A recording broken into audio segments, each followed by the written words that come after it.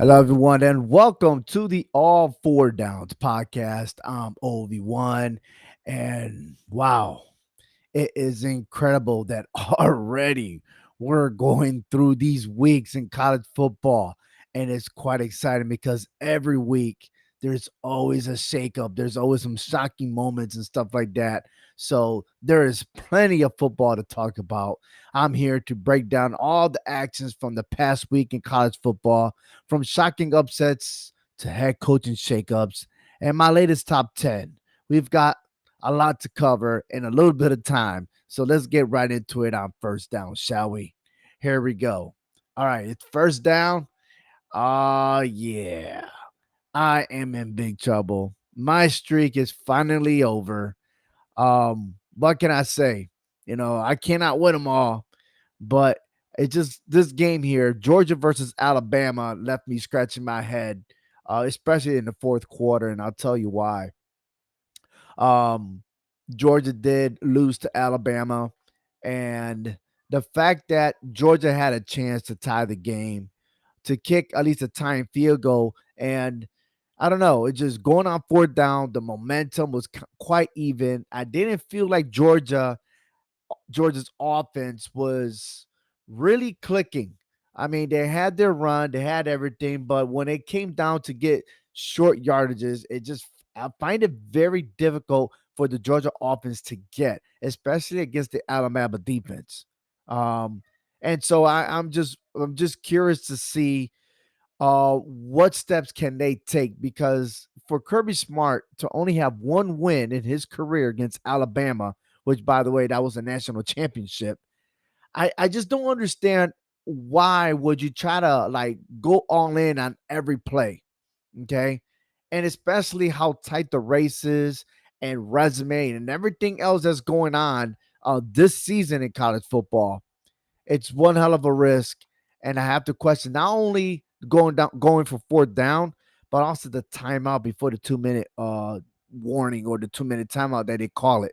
Okay. But I did take Georgia, and man, still scratching my head. I really am. Kirby Smart's late game management, it has to be in question. And he could talk a good game, but I'm still, I don't know. I just don't get it. But it is what it is. Another game that I lost to was USC Illinois. I thought USC was the game. I was dead wrong here. USC is simply not the team that I thought they would be, and they got talent but no consistency there, and that is why Illinois were victorious. But it wasn't all bad for me, because I did predict Ole Miss to defeat LSU, and that did happen. And I'm telling you right now that the Rebels deserve to be considered the number one team in the nation. I know a lot of people going for Ohio State, but if I don't see Texas doing awesome, then Ohio State's not doing awesome. That's all I'm going to say there. All right. But hey, Ole Miss, one hell of a game, and I will talk about Lane Kiffin in the next down here. Oregon defeated Penn State. I called my shot on this one. I'm just not a believer for Penn State. Oregon took Penn State in overtime and came out with the W. Yeah, I'm I'm all in, man. Oregon is a playoff caliber team, but despite of them beating Penn State, can they take on Ohio State? And we won't know until the very ending. Should like Oregon and Ohio State finish undefeated, then maybe we could see them in the Big Ten championship. Who knows, right? Um, I- Speaking about Ohio State did defeat Washington. I didn't think that 8.5 spread that the given in the game will be a factor. But Ohio State did handle their business. It was victorious. Hey, they're not Washington's not even ranked. So even though they were 3-0 at the start, but just let's just leave it like that, okay? Um, Arizona, I lost to Arizona against Iowa State. I thought maybe Arizona had a big run as well, but that didn't happen. But it is what it is. But hey, let's continue here. Outside those picks, some more chaos. Arizona State, again, I mentioned upset at TCU. Virginia knocking off Florida State. Notre Dame bouncing back in a big way. And let's not forget Memphis quietly putting up some crazy offensive numbers and outscoring everybody in their path. And college football madness right now, I'm loving it. And I think you guys should love it too, because this is, I mean, for me, this is what I live for every Saturday, watching these games from 12 o'clock all the way near 11 o'clock at night. And yeah, and I can't survive the late night games, so I have to catch it first thing in the morning to see the results. But um, wow, I can't wait until the first Tuesday of November to see how the college football committee make their picks. I think this is the year that the college football playoff top 25 is going to be really difficult to position. But then again, there's still more games to come. Here it goes, second down. Uh, Now onto the sidelines. Sam Pittman is officially out after an embarrassing loss on Notre Dame, and Bobby Petrino will step in as the interim head coach. But let's be real. I believe this is a short-term situation, and I don't see Petrino holding that job beyond this season. However, he did make some moves already by firing a bunch of assistant coaches. So he's trying to get his peoples in to see if he can revamp Arkansas. And remember that Petrino was the head coach of Arkansas until he got fired from a car accident that he had, that he lied about having a mistress. So that happened. Okay. Others that got fired so far this year: Mike Gundy, Deshaun Foster, Brent Pry, and of course I just mentioned Sam Pittman. But Mike Gundy, man, if you know his story, I mean, he was diehard all the way Oklahoma State. And for the way he exited the program, it's kind of shocking. I just wish that he could at least finish the whole entire season and then just go at it as a close. But on the flip side, though, I got to give credit when credit's due, and that is no other than Lane Kiffin. He should be the front runner for the head coach of the year as of right now.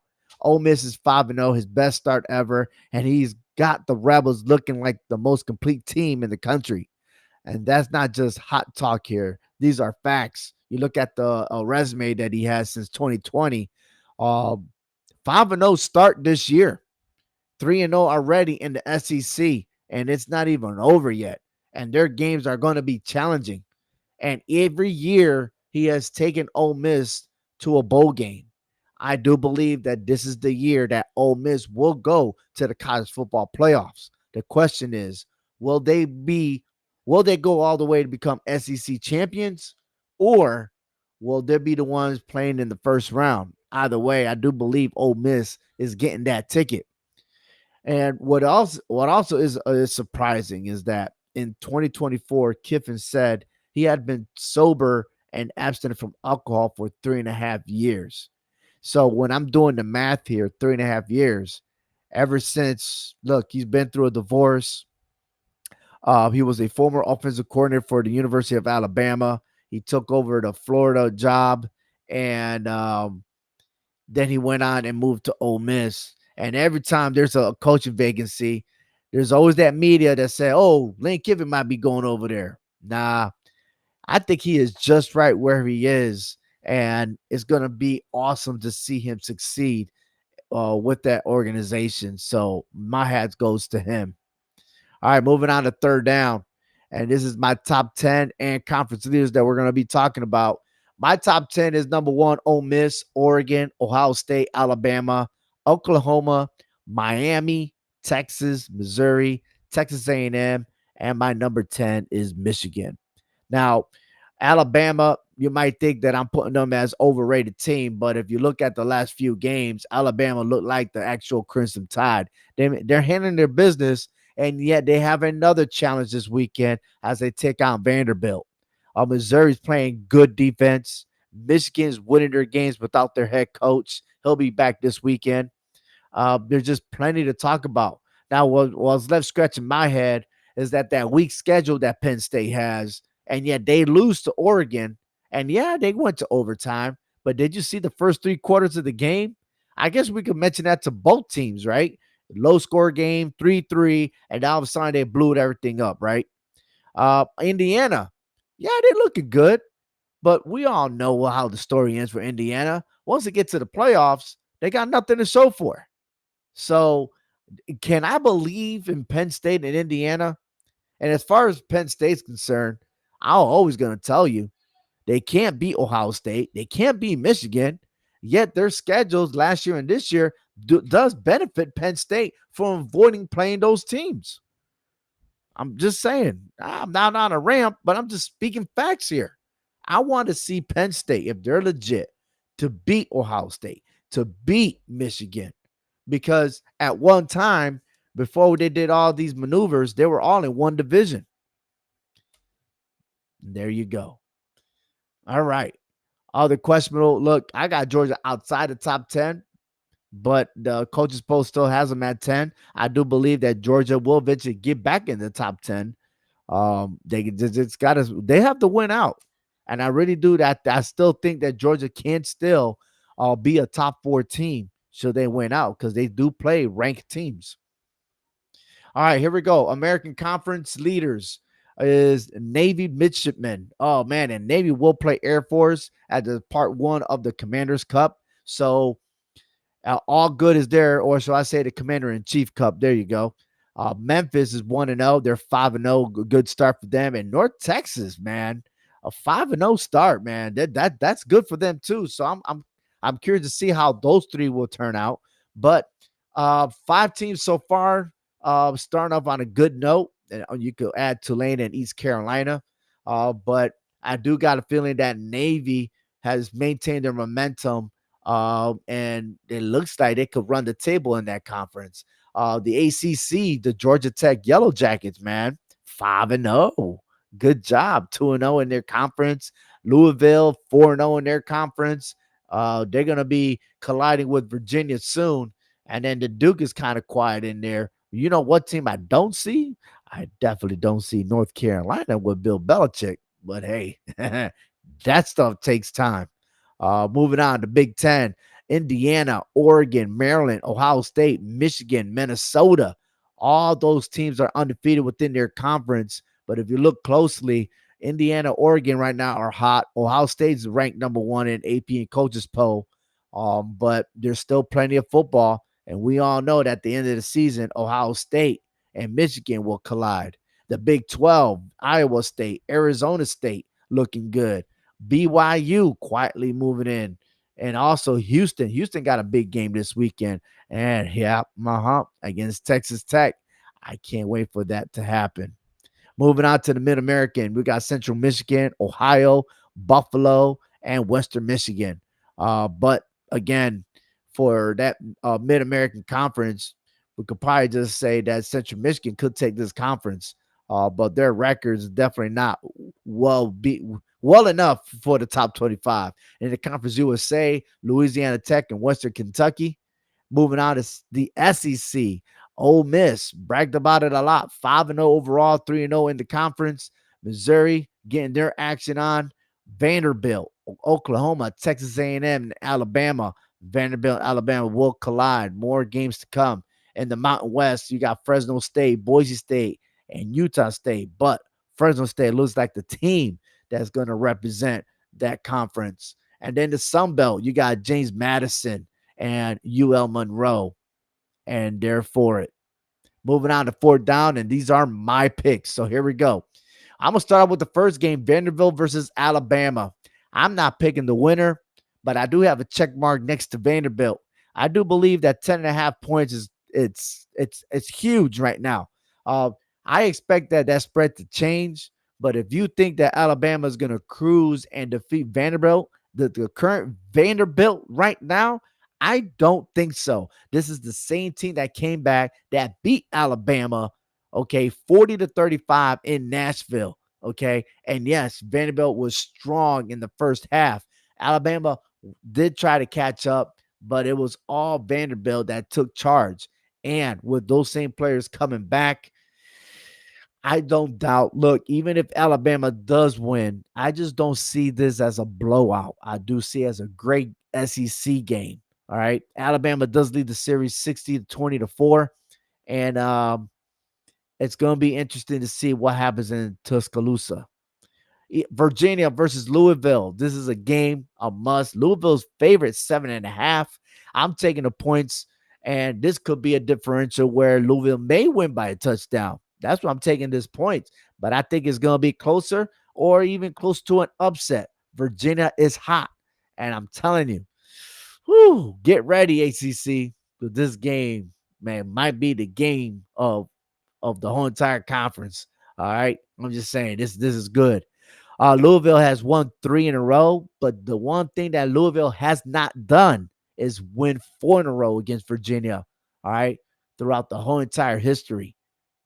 So you know what? I just convinced myself already. Give me Virginia.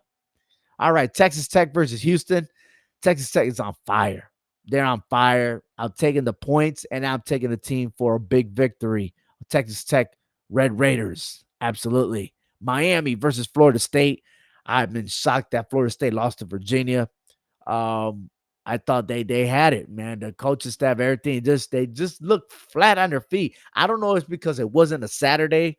It was a I think Thursday or Friday night or something like that, but it doesn't matter.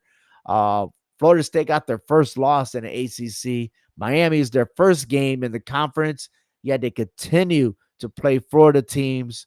Miami takes this game. I'm taking the points as well. And especially that Miami leads the series 36-33. They won last year 36-14, and they have an upgrade in their quarterback in Carson Beck. Give me Miami Hurricanes. Mississippi State versus Texas A&M. I am not picking the team here. I'm not picking the game, but I am picking the points. I am taking plus 14.5 with Mississippi State. They played very well against Tennessee, and yeah, they have fell short. All right. But man, did they play hard. They had this game won, but that's over with now. They got to go to College Station, and it's going to be hot. I know it is. But you know what? Mississippi State got to represent. I do believe Mississippi State could hang. And I do believe 14.5 points is huge. So give me Mississippi State in the points. Lastly, Air Force versus Navy. The Commander in Chief Cup. This is the start because Air Force does visit Navy, and then later on, Army versus Air Force. And the last game of the season will be Army versus Navy game that's being held. I don't know exactly the location. I know last time it was in Philly. Regardless, Navy's on fire. Navy's is just at another level. And the 11.5 that they're giving Navy, you might as well just add more points because Navy is going to blow out Air Force. All right, here's my final whistle here. College football is a wild ride this season. Upsets, firings, surprise contenders, and we're just getting started. The playoff picture is going to look very different a month from now, and we'll be here breaking it all down here on all 4 downs. So thank you for tuning in. Thank you for supporting, and don't forget, like, comment, follow the show. I'm Ovi Muniz, and this has been another edition of the All 4 Downs podcast. I'll see you this weekend with my top 25. Gotta love it.